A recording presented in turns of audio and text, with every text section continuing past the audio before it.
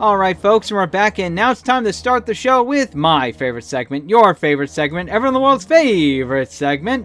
It's time for the gaming forecast. So let's see what's coming out between the week of January 29th to February 4th. My god, can you believe we're already in February? Anyway, on January 30th, you have just 2 games coming out. Backfirewall for Windows, PlayStation 4, PlayStation 5, Xbox One, and Xbox Series X. And Trek to Yomi for Nintendo Switch. Then on January 31st, you have just 6 games coming out.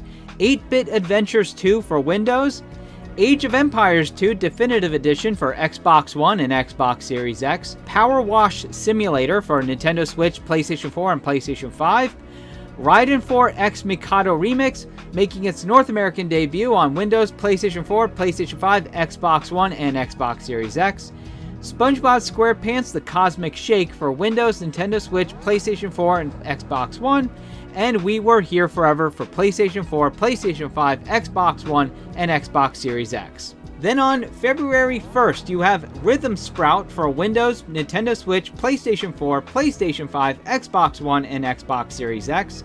And then on the 2nd, you have 6 games coming out. Chef Life, a restaurant simulator for Windows, Nintendo Switch, PlayStation 4, PlayStation 5, Xbox One, and Xbox Series X. Deliver Us from Mars for Windows, PlayStation 4, PlayStation 5, Xbox One, and Xbox Series X. Fashion Police Squad for Nintendo Switch, PlayStation 4, PlayStation 5, Xbox One, and Xbox Series X. Life is Strange 2 for Nintendo Switch. Puzzle Bobble 2 Bust-A-Move 2 Arcade Edition. And Puzzle Bobble 3 Bust-A-Move 3 S Tribute, both for Windows, Nintendo Switch, PlayStation 4, and Xbox One. And then on the 3rd, you have just 3 games coming out. Helvetii for Windows, Nintendo Switch, and PlayStation 4. Joe Wander and the Enigmatic Adventures for Windows, PlayStation 5, and Xbox Series X. And Raiden 4 X Mikado Remix, making its European debut on Windows, PlayStation 4, PlayStation 5, Xbox One, and Xbox Series X. And that was your gaming forecast. Quite a lot of games coming out next week. My god. I'm not sure really if there's anything that catches my interest. Puzzle Bobble is always fun. Raiden 4, always a fun one, as well as Age of Empires 2. If there's anything here that catches your interest, let me know down below. Also remember, if you like any of the music in this week's episode, links are in the description. And with that being said, let's move on to our first topic. Okay, so first up, we've got to talk about the economy. Now, as you know, this isn't a political channel, so I'm not really going to get into that. But I'm sure you are all well aware that we are, right now, economically wise, we're not doing very well. Okay? Inflation is up. Shit's expensive, and people are losing their jobs. It's unfortunate, but it's happening. And of course, this is affecting the video game industry. So first off, you've got Microsoft has laid off over 10,000 employees, many of which were involved in the Xbox division and worked and various other publishers such as the Coalition, 343 Industries, Bethesda, and the studios that they own. You also have Unity has laid off over 200 employees. Riot Games laid off over 46 employees. And then you have Giant Bomb and GameSpot have also laid off 40 to 50 employees. And this is months after the fact that they were bought out by Fandom. Now, here's the thing. Whenever there's a recession, and this is the truth for every recession, okay? Whenever that happens, the first thing to always go is entertainment. No matter what it is, the most frivolous things are the first things to go or to be hit really hard by it. And this is true for the video game industry. Now, despite what people have said in the past, the video game industry is not recession-proof. I remember retards saying that around 2008, 2009, they kept saying, the video game industry is recession-proof. And it's like, what type of crack are you fucking smoking? Because there were publishers back then that were heavily affected by the '08 recession and simply ceased to exist. Companies such as Midway, Bizarre Creations, THQ, all of them just gone because of the Great Recession. And the fact that the people in the industry don't seem to realize that they can be affected as well by this is mind-boggling. Yes, the video game industry can be affected by a recession. It is not recession-proof, and anyone who thinks that entertainment is recession-proof is a fucking idiot, okay? In fact, I remember this is the reason why used games became so huge around that era, because of the fact that people just simply couldn't really afford $60 games. And it's why I think that, you know, the whole jumping that up to $70 is even more retarded. In fact, that's also kind of why indie games became so huge around that time, because of the fact that they were far cheaper than your standard big AAA $60 release. So I actually worry that if the industry keeps going down this path of games as a service and charging $70, it's going to accelerate the industry into another game crash. And let me tell you something, folks. If that happens, it ain't going to be like 1983. Okay, there's a lot of people who actually do believe that, oh, it'll just be like 1983, Nintendo will save us. No, folks, trust me, the gaming industry in 1983 was a whole different ball game. It wasn't even remotely similar to what it is today. So let's just say this, if another crash happens, it ain't gonna just affect the console industry. It's gonna affect everything. So I just wish the industry would kind of get its head out of its ass and realize that if they continue down this path of live service and $70 games, they're not gonna survive. So anyway, with that being said, let's move on to the next story. Alright, and next up, we've got to talk about Nintendo, because it appears that they're going to actually be making more Nintendo Switch units. That's right, according to Bloomberg, they've apparently told their suppliers and assembly partners that they intend to churn out more Switch units starting in April. Now, obviously the reason why is because in May, you have the Legend of Zelda Tears of the Kingdom coming out. So most likely, they're expecting to sell a lot of Switch units because of that single game. Remember, this is a game that we've been waiting for 3.5 years. I think it was announced like late 2019. So, yeah, it's definitely a game that people have been waiting for. It's a game that Nintendo knows people are going to buy a Switch for, because remember what happened when Breath of the Wild came out.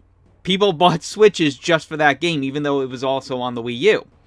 So they know that a new Zelda is going to sell a lot of units. So, of course, ramp up enough production. And you know what? I'm starting to wonder if this is why the Switch hasn't been as strong lately as it has been in the past. Because not just because of supply and shipping issues, but also because they know that they're saving the parts for Tears of the Kingdom. They know that's going to be a huge hit. And so, you know, they slow down production until they're certain that it's going to come out in May, so that when it finally comes out, they have enough Switches for people to buy for the game. Heck, they might even put out a special, you know, Zelda themed Switch. So who knows at this point? I mean, remember, they put out the Animal Crossing themed Switch actually did really well. So it wouldn't surprise me if they're also doing that. So yeah, also the Splatoon 3 Switch, that actually did pretty well.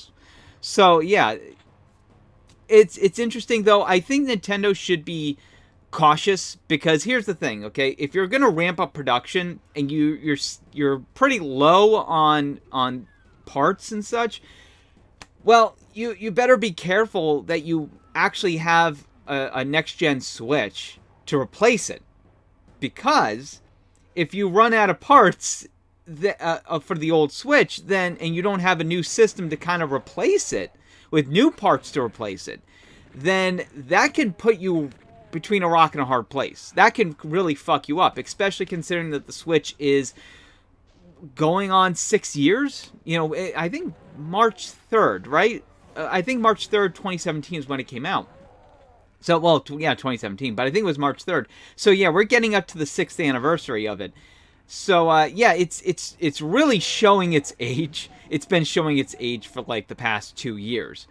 But, 3 years, actually. But, anyway.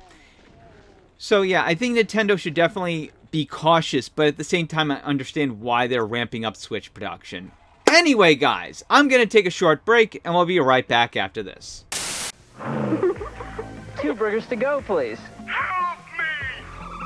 Introducing Burger Time, the new home video game where you're the chef trying to make hamburgers. There's just one problem. The food is trying to make hamburger out of you.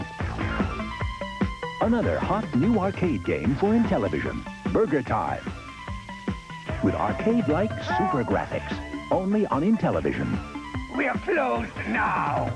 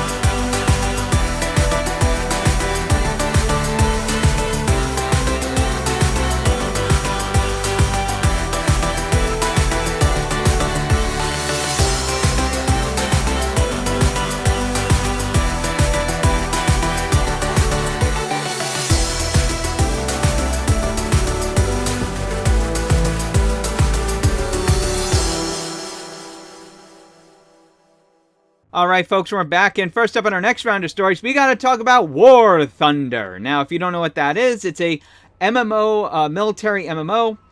There's tanks and fighter jets and all that kind of stuff. Now, I've never played it, but I know it's on Steam.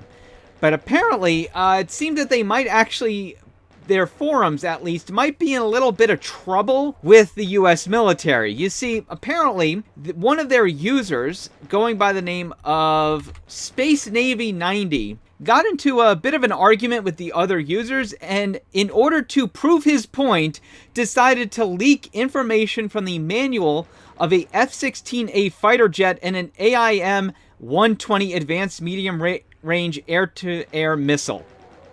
No, I am not making this up. They actually leaked military documents in order to prove a point on an internet forum. Holy shit. Imagine being so desperate to win an internet argument, yet end up leaking military documents. Jesus Christ. Now, the developers of the game, Gaijin Entertainment, they immediately locked the thread and started hiding and deleting posts. And apparently the person responsible for this, Space Navy 90, argued that the information was so old that it didn't violate sharing rules. However, the mods pointed out that sharing such information actually violated U.S. regulations on exporting sensitive military information. Because remember, this is an internet forum. It's open to everyone around the world. And by posting that it actually violated the International Traffic in Arms Regulations, which is a regime that controls the flow of military hardware and information outside of the United States. So while, yes, it may have been legal to share within the US, posting it on an internet forum allowed everyone around the world to see it, meaning that it violates the ITAR regulations. Now, what's interesting about this is that this isn't new for Gaijin Entertainment. This has happened several times. In fact, 2 days before this actually happened, another user by the name of, where are you? Ranch Sauce 39 also posted leaked information for the F-15E Strike Eagle fighter jet. Once again, trying to win a fucking internet argument. But wait, there was another incident, this time happening back in 2021, in which another user by the name of Challenger 2 Commander posted classified document for the UK's Challenger 2 tanks. Once again, only to just to prove a point that the tanks in the game were inaccurate.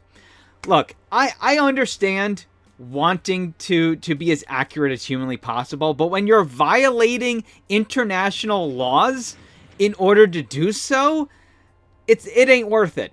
It just isn't worth it. Sometimes you have to like step back and realize, you know what? Maybe sometimes it's best not to be accurate, because if you are, then you're probably going to violate some laws. So, gee, the thing is, like, Gaijin really has to put the hammer down on this shit, because if this continues happening, they might actually be get their offices raided or whatever just for hosting this stuff. You never know. So anyway, let's move on to our next story. All right, next up, we've got to talk about an interesting interview that, Game Pressure did with Feargus Urquhart. I think I'm pronouncing that correctly. Who is the CEO and founder of Obsidian. And it was actually quite an interesting interview. They talked about his past working with Black Isle and such, and working on Fallout 1 and 2, Knights of the Old Republic 2, Baldur's Gate, all that kind of stuff. Like the dude, his resume is really good. And of course, they asked him about Fallout. And he had something very interesting to say. He said, and I quote, "I would love to make another Fallout before I retire. I don't know when that is. I don't have a date of my retirement." It's funny, you can say I'm already 52 or only 52. It's one of those two, depending on the day. My hope is that that'll happen, but we'll have to wait and see.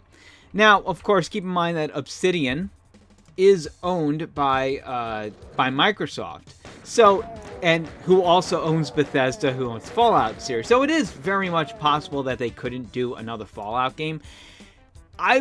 Here's the thing, okay? I'm very cautious about the idea of them doing a sequel to New Vegas, because New Vegas is kind of, you could say it's lightning in the bottle. You know, it was done at a time when politics and gaming was very much, you know, a nuanced thing, and it wasn't like in your face and politically one-sided and all that kind of stuff. Like, New Vegas handles it perfectly, where it shows both the pros and cons of all factions within the game. So, I'm not sure if Obsidian could reach that level, especially with today's game developers just not understanding how to properly discuss politics within a video game. But, you know, I think what's probably best is doing a game that isn't a sequel to New Vegas. You know, here's the thing about Fallout. There's still a lot of places in the United States we still haven't seen within the series. You know, one I always kind of wanted to see, well, you could probably figure out for obvious reasons why, is New York City and New Jersey. You can probably figure out why, because, you know, I'm kind of from around that area. But, you know, I would like to see that, you know, kind of like what would New York City and New Jersey kind of look like after in the Fallout universe. You know, that I think would be very interesting. But, you know, there's other areas they could do. I'm not sure. Have they ever done like Florida, that area? I don't think they ever have. I could be wrong on that. Or heck, maybe the Midwest, maybe like Chicago, that sort of area. Who knows? There's a lot of places that I don't think they've ever actually covered within the Fallout universe, and that would be interesting to see kind of how they would handle that. But anyway, let's move on to our next story. Alright, so last week I talked a bit about how Ubisoft had canceled a few games and that Beyond Good and Evil 2 was unscathed. They're still working on it. Well, we now have official confirmation on one of those 3 games that was canceled, and it's a title called Project Q. Now, the title was, of course, announced last April as this PvP battle arena game, and it appears that in a statement to Eurogamer, Ubisoft has officially canceled the title. They said, and I quote, "We can confirm we will no longer support the development of Project Q in order to focus on priority projects to which our teams are being relocated." End quote. So, yeah, you know what? I kind of have to wonder if this has to do with all the recent layoffs and such and financial issues a lot of publishers and developers are dealing with right now. They're probably looking at what exactly is working, what isn't working, and they realize, maybe now's not exactly a good time to release a multiplayer PvP or battle arena game, So, yeah. I'm glad, it's kind of a shame that they have to cancel the title, but, it's probably for the best. Because the thing is, okay, titles like that aren't exactly new anymore.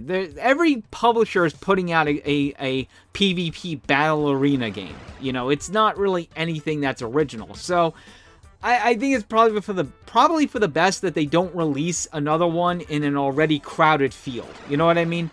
So anyway, with that being said, I'm going to take a short break, and we'll be right back after this.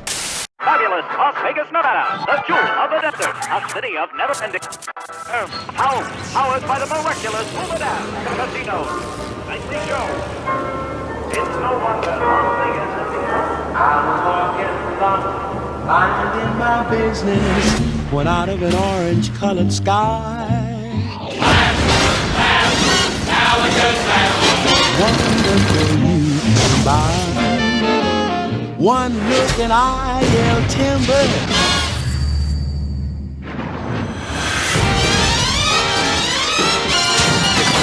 Out of an orange-colored sky. Alakazam and goodbye.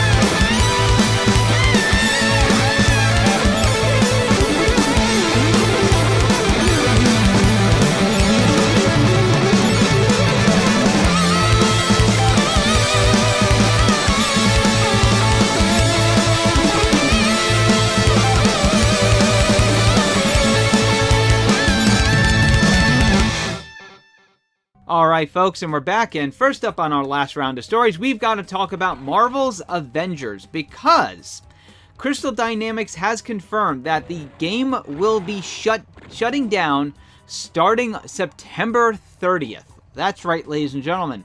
According to their website, they said that following the update 2.8, which will come out on March 31st, they will no longer add new content or features to the game, and that official support will cease on September 30th. However, both single and multiplayer gameplay will continue to be available.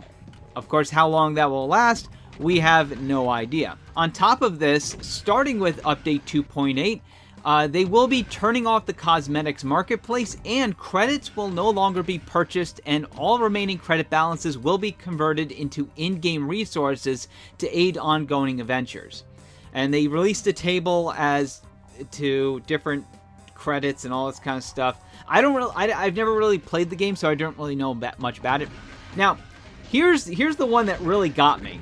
Is they said, and I quote, "As a show of our appreciation for our community, starting March 31st, we will make all the game's marketplace, challenge card, and shipment cosmetic content available to all players for free.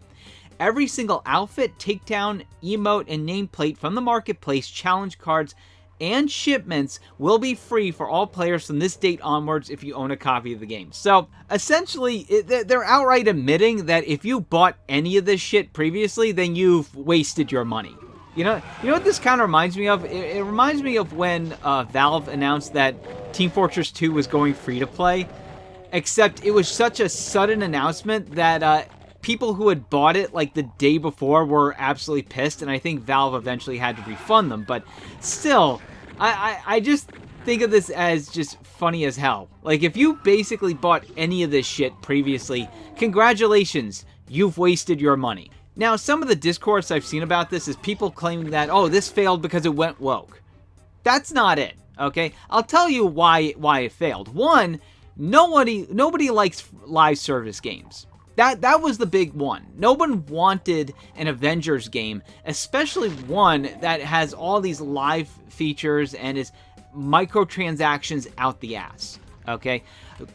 Square has been trying to really push that shit recently, and it's clear that people don't want it, you know? You also have the fact that basically Crystal Dynamics scrapped a Deus Ex game for this. So, yeah, when that came out, people were just not happy about it. The other aspect of this is the fact that Square Enix doesn't own Crystal Dynamics anymore. I've talked about this in the past, but a couple of months ago, they sold them to Embracer Group. So, obviously, because of that, they're not going to really be able to continue supporting and developing this game. I guess possibly because Embracer Group has other plans for them. So, and if that's the case, I got no problem with that. You know, just give us another Deus Ex. That's all I ask for. So, yeah, you know what? I'm not saddened about this. I'm not even sure if I want to even play the game. Yeah, I know all the stuff is now for free, but you know what?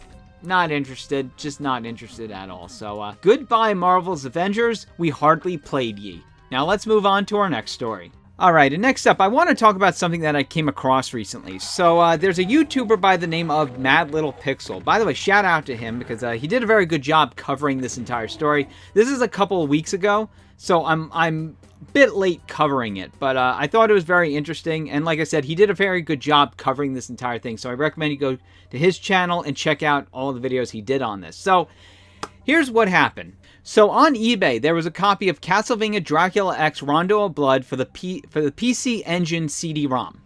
And apparently this was a copy that was not only complete in box, but was also graded. It had like a 9.3, 9.8 rating, and the seller was asking $4,000 for it. Now, of course, people who know what to look for noticed some things were off about it, and Mad Little Pixel pointed this out. Apparently, this copy had some things that were wrong, such as, for example, the text underneath one of the screenshots was closer than it would be on an authentic copy. There's also the fact that the artwork doesn't really look that crisp. The copyright symbol kind of is a bit muddied and kind of melts in with the background. And the fact that, and he pointed this out in a later video, that on that little cardboard sleeve that a lot of Japanese games have, there was no copyright symbol on the logo for the game. So clearly, this is a fake. And in fact, the person who made it actually came forward and basically was like, yeah, this is one of mine. It was by PCE Works, this guy in Germany who makes reproductions. Now, clearly he makes slight adjustments so that you know it's a fake. But what's interesting about it is that it was graded by Wata. Yes, Wata literally looked at this thing, said, yep, it's authentic, put it in an acrylic box, and shipped it back. And this eBay seller was trying to charge $4,000 for this. Now, of course, Mad Little Pixel, he covered this on several videos, and not only I think the eBay listing was taken down, but even Wata issued a statement apologizing for it and for not realizing that, yes, this is by PCE Works. And ladies and gentlemen, here's the thing, okay? This is my problem with grading in general, is that the people who are obviously grading this stuff are not the experts they claim they are. Because if you were an actual expert, if you actually understood how PC Engine games looked, then you would immediately recognize this as fake. You know, at least you would have an authentic copy you can compare and contrast it to. Okay? Clearly, Wata and a lot of these grading services don't actually have the expertise that they claim they do. Alright? In fact, this isn't even the first time Wata has been in trouble for this sort of stuff. Last year, they got hit with a lawsuit accusing them of trying to manipulate the retro game market. Now, I'm not going to say whether or not that's actually true, because again, I don't really know, but it's just like, I think for the most part that grading is an outright scam. I think a lot of the times you have people who send reproductions over there, then these so-called experts, not knowing what the fuck they're doing, eventually grades it and sends it back. And then you get these sellers who are like, oh, well, you know, this is a rare copy. It's $6,000. Okay? It's, in my opinion, it's a downright scam. Especially since, what is the point of spending thousands of dollars on a game you can't even play? Like, that to me just is so ridiculous. If I'm going to spend a lot of money on a game, I'm expecting to play that game. Like last night, okay? I'm on Twitter, and I saw this tweet where this guy was talking about how he had bought a copy of Pokemon Yellow that had been graded. Alright? And it gone through US Customs, and I admit that this is, it's pretty fucked up, but apparently they had no idea what it was, so what they did is they broke the case and ripped open the box to see what was inside. Now, yeah, that is fucked up, and I think Customs should be held accountable for that. But then he ends it off with, this was a $3,000 game. Why the fuck are you paying $3,000 for a game that sold 15 million copies? Yeah, let me explain something to you, okay? None, and I mean none, of the main series Pokemon games are rare. Like, they're not. The Gen 1 sold 35 million copies. That's in every region between red, blue, and green. Okay? Yellow sold 15. Even the least selling game in the entire series, Emerald, sold 6 million copies. Oh, just over 6 million. Okay? For perspective, the best-selling Metroid game was Metroid Prime, and that only sold half of that. So, none of these games are rare. Like, I would say the only Pokemon games that are actually rare are, like, the outliers. The stuff like Pokemon Coliseum, or was it the Emerald... Oh, God, what was that? The Pokemon box for the GameCube? Or like, XD Gale of Darkness, stuff like that, okay? Yeah, that I could see as rare. Okay, because like that stuff like sold like less than 1 million copies. But main series Pokemon games, like, no, you shouldn't be paying more than $20 for that stuff. Okay, I don't care what generation it is. I don't care what condition it is. That shit is not rare. In fact, you know what? I'll tell you what it is, okay? The reason why games like Pokemon and Silent Hill and all that kind of shit, the reason why they're going for all these high prices isn't because they're actually rare. It isn't because they had a low print run.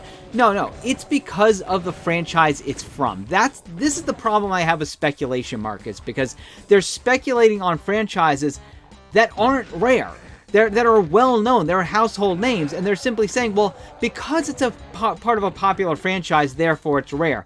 That's not how it works. Rarity is simply based on how many copies of that were sold and made, okay? Snow Brothers, Little Samson, Stadium Events, these games are rare because they had very low print runs. Unfortunately, it appears we have a speculator market that is basing prices purely on whether or not it's from a popular franchise. And if it keeps going like this, the entire market is going to crash. And you know what? At this point, I'm kind of hoping it does, because it will show just how much people are being ripped off. Anyway, guys, I'm going to take a short break, and we'll be right back after this. Yes! I'm the Nintendo King! Ha! I'm the Nintendo Queen. Now inside specially marked bags of Chips Ahoy and Oreo cookies, there's a game card and a chance to win one of 10 trips to watch the Nintendo World Championships. Game cards? They were just here. To see if you win a free trip, simply scratch the game card. Or for a free card, write Game Card Request, Box 9066, Clinton, Iowa 52736. I wonder what happened to those game cards. More cookies, sir?